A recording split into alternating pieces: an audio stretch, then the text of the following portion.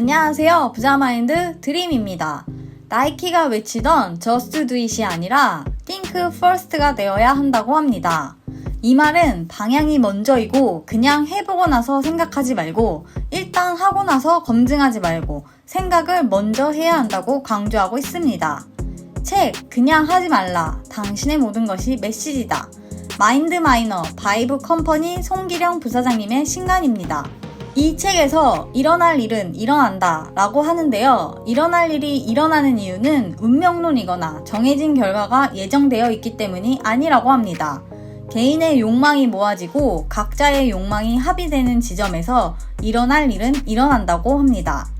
20년 동안 빅데이터를 분석하면서 사람들의 생각이 어떻게 변했는지 관찰하였고 그 욕망의 합의, 곧 미래에 벌어질 일들의 인풋임을 알았다고 합니다. 남들보다 더 빠르게 미래를 보고 있다고 하는데요. 송기령 부사장님이 지금 어떤 변화를 보고 있는지 오늘 같이 알아보겠습니다. 제1부 기시감, 당겨진 미래. 지난 16년간의 데이터를 살펴보니 주목해야 할 변화상으로 꾸준히 다루었던 3가지 중요한 화두가 있습니다. 과거에도 있었고 지금은 코로나로 속도가 더 빨라졌고 앞으로 더 강화될 변화라고 합니다. 지금부터 변화의 상수 3가지를 살펴보겠습니다. 첫 번째는 분화하는 사회입니다. 여기에서의 키워드는 혼자입니다. 10년 만에 우리 사회는 1인 사회로 빠르게 분화하고 있다고 합니다.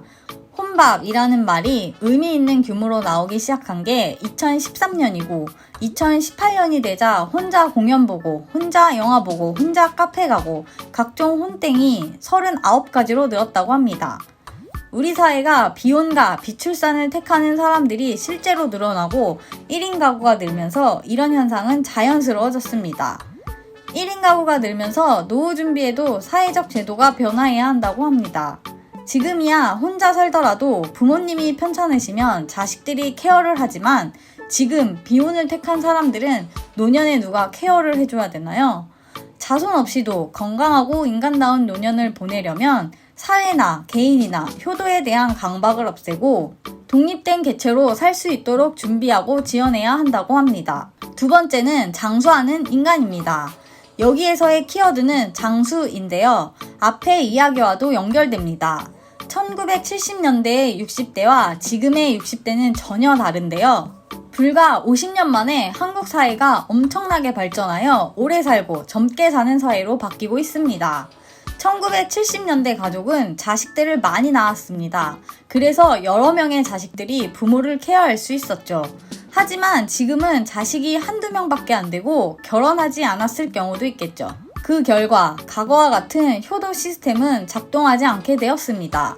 어르신들도 고령자로 대접받기보다는 스스로 젊게 사는 삶을 택하는 것 같습니다. 실제로 체력과 라이프 스타일 자체가 젊어졌죠. 더욱이 한국은 시니어층의 스마트폰 사용률이 엄청나게 높습니다. 이분들도 충분히 새로운 기술과 문화를 향유하는 수용자가 될 수 있다는 뜻입니다. 이 점을 놓치지 않고 배려하는 것도 중요한 가업이자 산업의 기회가 된다고 합니다. 세 번째는 비대면 확산입니다. 이번 키워드는 무인입니다. 편의점, 카페, 음식점 등 무인 점포가 늘어나고 있습니다. 심지어 스크린 골프장도 셀프 서비스라 알아서 다 해야 한다고 합니다. 그러나 여기에서 주목할 점은 지금의 무인화 흐름이 단순히 기술 발달이나 우리의 수용력에 의해서 만들어지는 것이 아니라 관계 맺기에 대한 우리의 생각 변화 때문에 더 빨라진다고 합니다. 사람들이 대면에 대한 피로도가 만만치 않다고 합니다. 이러한 변화는 예전부터 나왔다고 하는데요. 전화통화를 꺼리는 현상은 밀레니얼의 특성으로까지 부각될 정도였다고 합니다. 일적에서도 자동화, 무인화로의 변화는 세계적 추세입니다.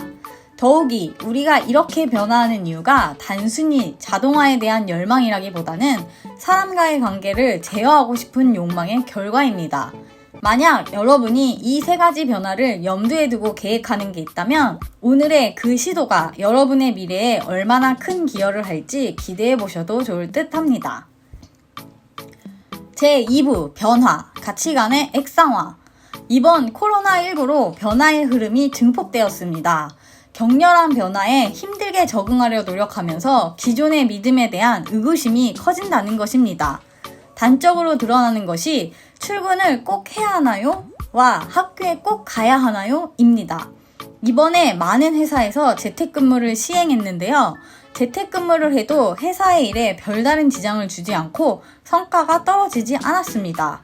그러면서 전체적인 공감대가 형성되면 코로나 이후에도 다양한 근무 방식을 전향적으로 고려할 수도 있겠죠. 학생은 학교를 가서 공부를 해야 한다 라는 인식은 이번 온라인 교육이 대신했는데요. 물론 많은 문제점을 갖고 있습니다. 하지만 굳이 학교를 안 가도 공부를 할 수 있다 라는 생각으로 변화했습니다. 이렇듯 우리가 알던 믿음이 하나둘 흔들리고 있습니다. 코로나 바이러스가 이 모든 변화를 몰고 온 건 아닙니다. 이미 일어나고 있던 변화이고 누적된 욕망을 바이러스가 터뜨려 준 거죠. 더욱이 어느 변화든 처음에는 조짐이 작았다가 나중에 커집니다. 변화는 중립적이어서 좋은 것도 나쁜 것도 없습니다. 내가 준비했으면 기회가 되고 그렇지 않으면 위기가 될 뿐입니다. 오늘은 책 그냥 하지 말라 당신의 모든 것이 메시지다를 통해 우리가 어떻게 살아가야 되는지 알아보았습니다. 제3부 적응 생각의 현행화와 제4부 성장 삶의 주도권을 꿈꾸다는 책을 통해 내용을 확인하시길 바랍니다. 변화가 생기면 우리는 어떻게 적응할 것인지 말해주고 있고 사람들이 행복을 추구하는 방법론에 대해 많은 이야기를 들려주고 있습니다. 아직 내게 일어나지 않는 일이라 해도 언젠가는 나한테도 일어날 변화입니다. 그러니 욕망하고 원하는 것을 시도하고 지금 시작하면 여러분에게도 일어날 일은 일어날 것입니다. 자기 것을 만들고 현행화를 통해 나의 능력과 사회성을 갖추는 노력이 필요합니다. 과거의 기준에 머무르지 않고 현재의 변화에 맞춰 혁신을 수용하는 자세가 우리를 과거가 아닌 현재에 나아가 미래에 있게 할 것입니다. 그냥 하지 말라. 당신의 모든 것이 메시지다. 다음번에는 더 좋은 영상으로 찾아뵐게요. 이번 영상이 좋았다면 좋아요와 구독 부탁드립니다.